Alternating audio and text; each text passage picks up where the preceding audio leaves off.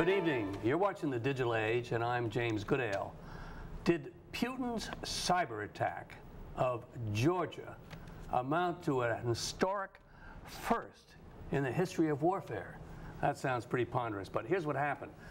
For the first time in history, Putin, at least we believe it's Putin, had a cyber attack contemporaneous with a land attack. And that's never happened before. We'll find out from our guest tonight, who you meet in a moment, that cyber attacks by themselves are not so historic. But to combine it with a land attack to try to knock out a country such as Georgia is novel, I would submit. And we want to ask our guest tonight, what was the effect of this cyber attack on Georgia? Did it paralyze Georgia, for example? And our guest tonight is Kim Taipale. Yeah. Hey, thanks for coming by, Kim. You are a cyber crime expert among the many hats that you wear, and that's why you're here tonight.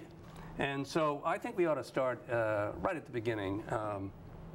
What's your view as to whether there has been a cyber attack along with a land attack at the same time? Jim, there's no question there was a cyber attack. Georgia, like Estonia a year ago, came under significant, coordinated, intensive and repeated cyber attack during the crisis over Georgia. And this did occur, in this case, in conjunction with a land attack, as you said. The question really is Putin responsible? Are the Russians behind this, or was this just a bunch of hackers going after Georgia? Right. So let's definitely talk about that. But I'm sure if we still have our audience, everyone's wondering what the devil, a cyber attack, what is a cyber attack? Well, in the case of Georgia, the attack was no different than the attacks that we used to see here in the United States 3-4 years ago. Distributed. What are those? The kinds of attacks that you would hear about that would shut down websites and where people would hack websites. So it's hacking. It's hacking. It's hacking, and it's distributed denial of service attacks, which are... Okay, now stop right. Yeah. Okay, because when I looked at stuff to get ready for the program, I had a hard time saying we got hackers out there on an international level, and then I kept coming across this phrase, denial of service, which you just mentioned. What does that mean? Well, denial of service attack is when you aggregate a number of computers and then send commands to other computers, web servers in this case, and you no different than if you're going to the website, but you do it in such magnitude, so you aggregate so many computers doing it at the same time that it overwhelms the other server's ability to respond. So it's basically like creating a traffic jam. Okay, so whoever did this, I think it's Russia, but you may wonder when we get to that part of the program. So whoever did it finds a whole bunch of computers, and there are lots of them, right? Right. And he fills them with some sort of message, I guess. Is that? Well, there's different ways that a denial of service attack can happen. I mean, one could aggregate a number of people with their own computers, and everybody sitting at that computer could send the command over and over again. That's not what normally happens in these cases. What normally happens in these cases is that a command and control server organizes a botnet, what's called a botnet, which are previously hacked and controlled computers. Yeah, so he's got a whole bunch of, he's got a computer farm at his disposal. He has a computer farm at his disposal. And maybe the computers may belong to someone else. That's correct. They may belong to you, and you may not know. You might not even know it. Okay, so he hits the button. Right. Somebody hit the button and sent a message, apparently, as I understand it, to the Georgia State website. Does that sound right? Well, Where did all these messages go? Let's backtrack a second. Georgian websites had come under attack. Georgian government websites, the president's website, the official parliament website, the Department of Defense, the Department of Foreign Affairs, had come under attack for several weeks before the physical attack.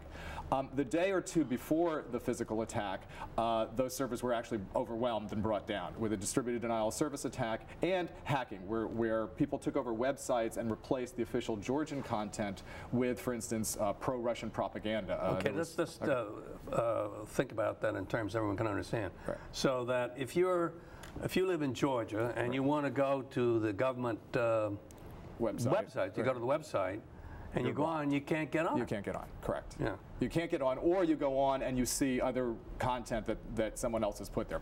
As I said, pro-Russian propaganda. And in the case of the Georgian president's website, they replaced it with pictures that equated him with Hitler.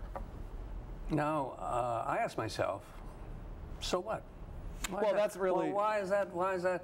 I mean, did that have any impact on the Georgians? Well, you know, what it does is it denies the ability, it denies the Georgian government and the Georgian authorities the ability to use those servers to put out information during the crisis, both put out information to their own people and to the world in general. I see. So it's really that. But the thought behind your question is really the important one. I mean, so what in the sense, in the context of warfare? Those attacks, which started the way I described them, then spread to other sectors of the Georgian infrastructure. There were attacks against the Bank of Georgia, the national bank. There were attacks against the Bank and of against Georgia? some of the media outlets. And it might be instructive here to look back at the attacks in Estonia. Yeah, I was about to say, because Estonia, the same thing generically happened to Estonia, but it was just limited to the banks, wasn't it? Well, no. Estonia, they also attacked the government websites. The Estonian situation, which was was in April of 2007, came about over political conflict with Russia, essentially, where the Estonian government had decided to move a statue out of the capital or to a lesser place. And that created a problem with the ethnic Russians within Estonia and with Russia itself. And what happened is Estonia came under a repeated attack for about 3 weeks that actually shut down the country. And the attack there, again, was distributed denial of service attacks and some minor hacking.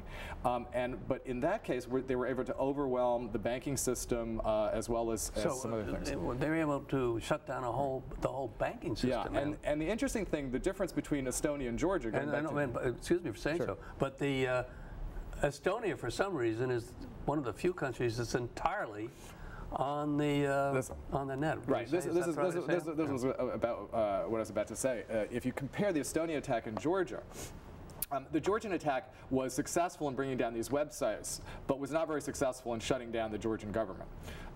In Estonia, it was actually very successful, even without the parallel physical attack. And the difference is that in Estonia, 97% of the population does online banking. In Estonia, people vote online. In Estonia, they vote online? Yes, they vote online. Not the entire population, but they do allow online voting. And the consequence is that Estonia was very internet dependent. And therefore, the attacks actually interfered with the ability of people to do things. I mean, they shut down the banking system. But in Georgia, the impact wasn't as great. Georgia doesn't have much of its banking system online? No. It's nowhere near as much as Estonia, which raises some interesting questions about, for instance, the United States economy, which is much more dependent on the internet. Well, I was going to ask you about the United States. Right. Now, isn't it true that all governments are cyber attacking all governments all the time? Yes. They are. Yes. So we're under attack as we speak. Yes. Where would that attack be, for example? Well, maybe our viewers would want to know, so they could leave. Go somewhere else. It might be instructive here to go back and talk about Georgia for a second. I mean, let's talk about attacks, and let's start to say. Okay, so we had these distributed denial of service attacks, and we had some minor hacking would put these propaganda. The question of whether that's actually cyber war or not is an interesting question. In the context of it certainly seems to me it is. But is it that, or is it more a cyber riot? Is it more a nuisance? But here's the thing. Whole banking system goes down. Well, I'm sorry to interrupt you. You're trying to get your point out. Go ahead.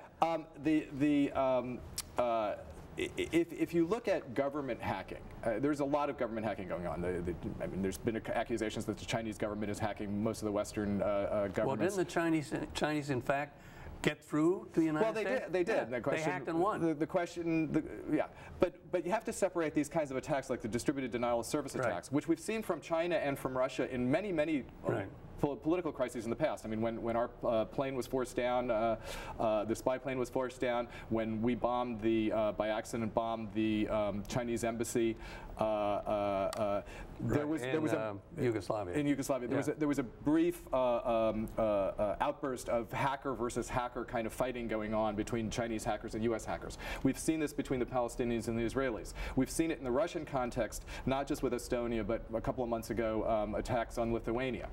And the question is, are those sort of nationalistic hackers that, in the context of a political conflict, join in the fight and essentially feel like they can be warriors, or is it the government? And so let's come back around to the thing. The United States government systems are under attack all the time, and they are under attack specifically. But they're not under attack just by this is the difference. But this is the difference.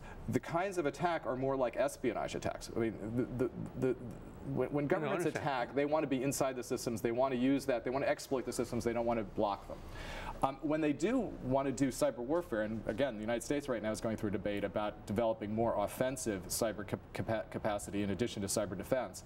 The kinds of cyber offense that we talk about in the context of militaries and intelligence agencies are really the kinds of attacks against control systems, bringing down the electrical grid, bringing down the air defense system, things like that. Not blocking the president's website. Yeah, okay. It's terrific, because I just wanted to get into that point, because over here, there's this really serious stuff of getting into systems and taking down, the, let's say, the Boulder Dam, as an example. It's too old, maybe not computerized, but it's a good example. Then we have, well, we have intelligence, trying to get intelligence. In other words, you get in somebody's computer, you find out what they're trying to do. And then we have information discombobulation. Can we call it that? And in Georgia, we had the information systems were screwed up. So pick your poison. You got three things to talk about. I think they're different. Well, I think they are different, and you know, you can. I mean, again, there was no evidence that the Russian government was behind the hackings in Estonia. What do you think? Well, I actually don't. Well, were they encouraging of it, or were they tolerant of it? That may be, but was it the military or the intelligence services attacking Georgian systems? I don't think so. Look, I mean, it's interesting to go back. How about Estonia? Well, I think in Estonia it's the same thing. I mean, if you look at the Estonian, that Russians did it? No. Well, I think Russians did it, but I don't think the Russian government did. And the government didn't know anything about it? I didn't say they didn't know anything about it. The government didn't encourage it? What I said very specifically was that I don't think the military and the intelligence agencies were doing it. We're not organs of the Russian government that were behind the attacks. Whether they encouraged it or allowed it to go on and didn't shut it down is a different issue. I think you see in the Estonian case, even though Estonia, again, like Georgia, blamed the Russian government immediately, once the crisis was over, they actually asked the Russian government to help them find the hackers who had done it. So we were more in the cybercrime context than the cyber war context.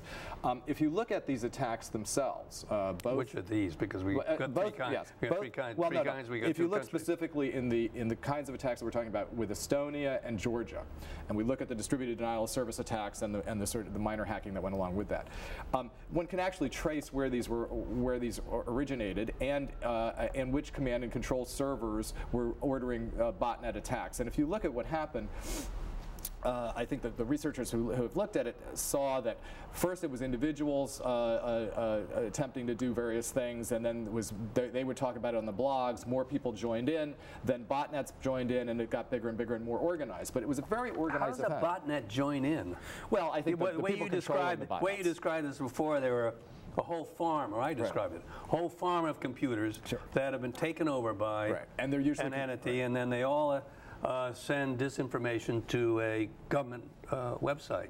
But can you do that? Well, can you organize a botnet yourself? Well, no, but interestingly enough, I mean, again, let's talk both in Estonia. I mean, this is in both the Estonian case and the Georgian case. I mean, one of the reasons that people came to the conclusion that the Russians were behind it, for instance, is that some of the servers that were used for command and control were servers that are known to be controlled, or at least were known to be controlled at the time, by the Russian Business Network.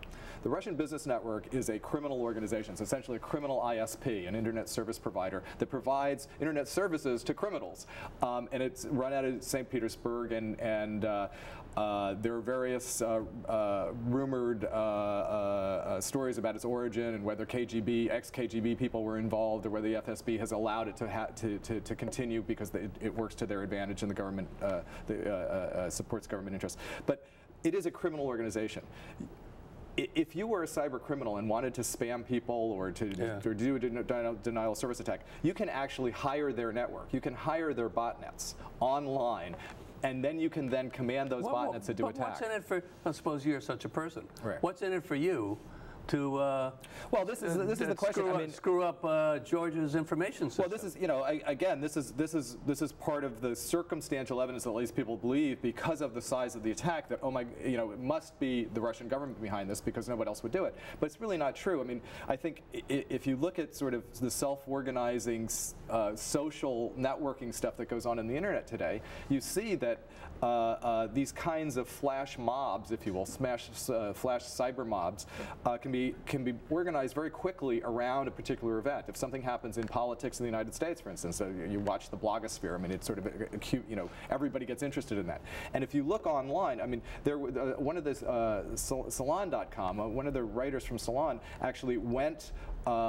Joined the Russian cyber warriors. He went on one of the websites. Well, one of the things that was going on at the same time is they were publishing lists of targets to attack in Georgia. And they were also putting up tools that you could download to your computer. A funny thing, one of the tools actually, when you downloaded it, came with a terms of service, a license that you would normally click on just like you would do anything else. And it said, by clicking here, you agree that your computer becomes a weapon to use against the Georgian websites. So one of the Salon writers, as I said, actually joined as a cyber warrior to see what it was like. And I think, again, you can see that a lot of this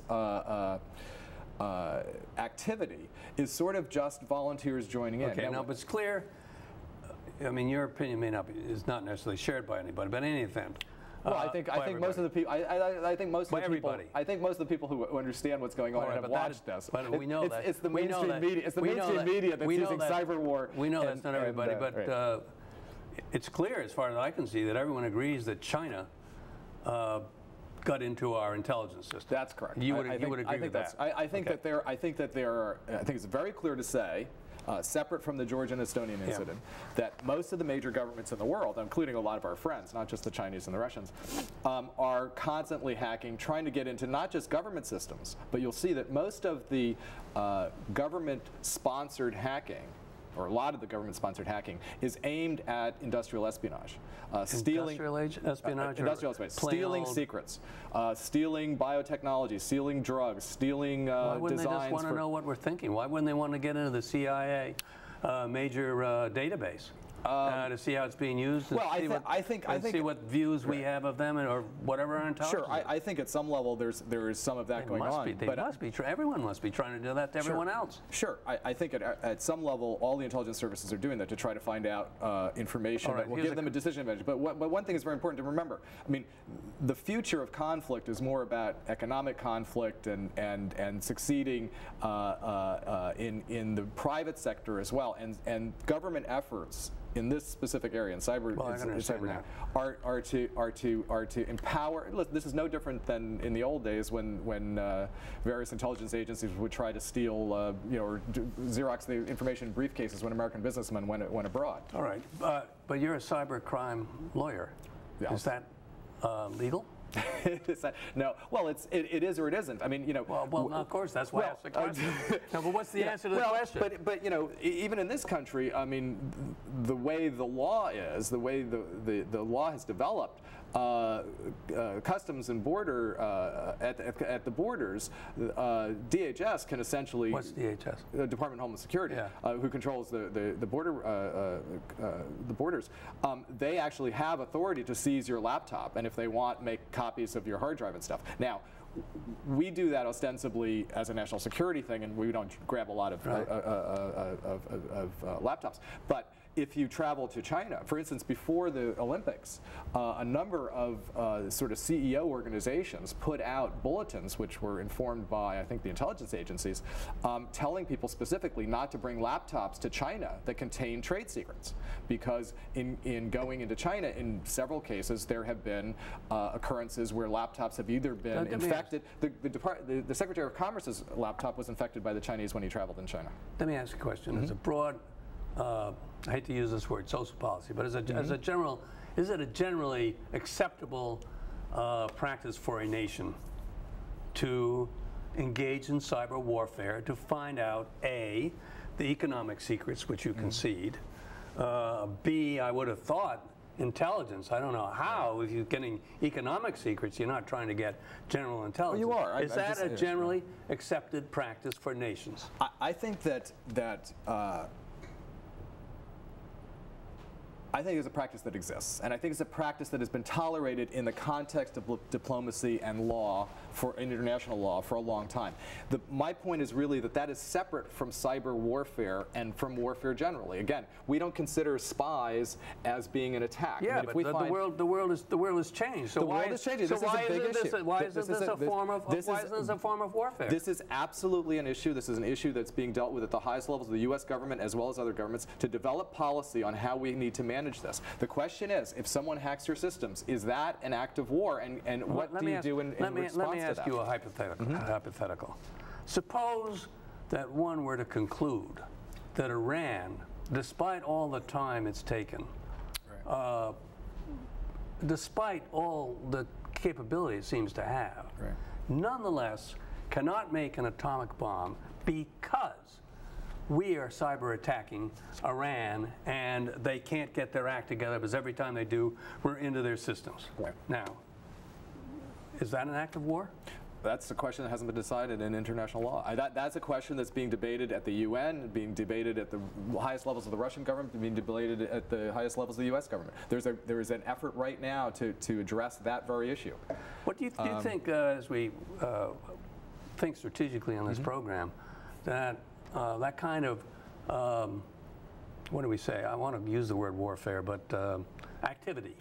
Activity is where the world is going rather than troops going across borders. Of course, they went across the border. I think you're going to see these kinds of attacks in two kinds of circumstances. You're going to see them as an extent. Look, the old saw, war is politics by other means, the extension of it. If you put cyber there, it's just another tool in that progression. And I think you will see cyber attacks somewhere between regular politics and diplomacy and absolute warfare. The question is, where does that fall in various legal structures, and what are the consequences of that? For instance, if you're under cyber attack, can you strike back kinetically? Well, here's what I'm going to tell you. That no international body is going to agree that you can't use cyber techniques to get information about your opponents. It's just not going to happen. No, I think that's because correct. If all intelligence is in the computer, and we don't have people, on the sidewalks, getting information, this is a substitute for that. No nation is I think that's correct. No nation is going to agree to that. Nations might agree. This is one of three categories.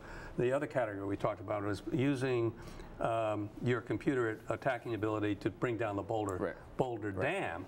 Now, everyone would agree that all nations agree you can't do that. Well, I think that's right, and I think where we end up. I mean, this is what I've been arguing for quite a while now in these discussions. I think we will end up in a place where this sort of ongoing regular hacking to get information, if you will be treated like espionage traditionally was, through diplomacy, through politics, through economic sanctions, whatever you want to do, and that we will make a distinction between that and breaking things. And once you start breaking things, then the question is... Let's go back. Excuse me. I'm always interrupting. Go ahead. No, that's fine. But on the breaking things, it actually becomes an interesting question also. Are you breaking things that are just information appliances, like if you're breaking a website, or are you breaking things that control real-world things like the Boulder Dam? I think there's some very interesting problems. So what do we do? Now let's go back to Georgia, because Georgia, you could say, is none of the above. In other words, Georgia is just bringing down websites, plain old websites. Everyone can understand. No, well, how does that? You think that will be tolerated? Well, it's an interesting question. I mean, one can make an argument about why that would be a useful thing to do in the context of physical assault. For instance, you sow confusion in the enemy's civilian population. You interfere with their ability to communicate with their population and stuff. So you can see how it is That's old-fashioned warfare. Well, it is. So it is. But here's my prediction. That's going to not be allowed. You're not going to bring that down the Boulder Dam, but you're going to be able to do. Well, I think. But let me ask. Well, let me just. I want to talk about United States defenses. Yes. Well, let's move to defenses. But let's talk one thing on this distributed denial of service attack. Remember, Georgia. Estonia was very. The attacks on Georgia Estonia were successful because Estonia was so dependent on the internet. But they also had very few connections to the outside world. Georgia also had very few connections to the outside world. I mean, most of their connections ran through Turkey and Russia. One of the things that we're starting to learn, one of the lessons to learn from this, is those countries which are essentially cyber landlocked, if you will, are easy to attack. The United States, look, when I said... Talk about the United States. Okay. When I said early on... Do we have any good defenses? Against distributed denial of service attack? Yes. No, against cyber warfare. Now, I've got something here, but I don't have it. But I remember it. Yes. That members of Congress have come to the conclusion that we have no adequate defenses against cyber attacks, and that Homeland Security is out to lunch on this. Do you agree with that? Well, I think it's a more complex. It's more complex than yes or no answer. I think the interesting thing, actually, this morning's headline from Government Executive was the first headline was DHS to be the lead on cybersecurity. Department of Homeland Security to be lead on cybersecurity, and then literally the next headline, I brought you the thing, is panels suggest that DHS should not lead, cannot possibly lead cybersecurity. Well, what is wrong? I'm scared now. I'm worried about the problem is when we say cybersecurity, again, it's a very complex thing. I mean, DHS as the coordinating entity for cybersecurity about protecting government systems may make sense. Can DHS itself protect the entire nation? Well, that's a different question. Well, but that's yeah, but I just let's leave out the details just for a moment. I'm sitting here. Right. I'm thinking about 9/11 and the fact that we weren't adequately protected from an intelligence point of view. In other words, we didn't find out about it. Right. Then I pick up the paper. You picked it up. I picked it up before you picked it up. And both papers say the same thing. Right. That we're not adequately protected. How do we get our protection? Well, I think how do we? Because the question we haven't talked about is how do you defend against these rather than regardless of whether it's adequate or not. How do you defend against these attacks? Well, two things. Let's quickly sidetrack onto the. Quick, we're running out of time. On the technical side, we don't need to worry about distributed denial of service attacks. The answer to distributed denial of service attacks is more bandwidth. If the way Georgia coped with this attack was they moved all their websites to Google because Google had such capacity that the attacks couldn't overwhelm. Okay, so that's not the thing. Okay, but on cyber itself and the point that you make about whether we're prepared or not. Boulder Dam. Okay, the point that you make about cybersecurity is a valid point. The criticism of DHS is not that they're incapable or incompetent necessarily. It's that they don't have the ability to coordinate. It's that they don't have the ability to coordinate other agencies. They don't have the authority to coordinate other agencies. And the argument really is whether all of this doesn't need to be, whether we don't need a strategy, a cyber strategy at the White House level. Okay. I understand that, but I want to get you to answer this question. Can you defend against these attacks? Yes or no? Defense is an interesting question. You can't stop the attacks. I think resilience. You can't stop bringing down the website, or they would have stopped bringing down the website. Well, and I think we can stop that. I mean, we know how to protect against distributed denial of service attacks. We're running out of time. How much in jeopardy are we? Well, we're at a lot of jeopardy because there's lots of holes in the system. We're moving along and trying to figure out how to block those holes. But let me ask you the key question of this program. Did the attacks on Estonia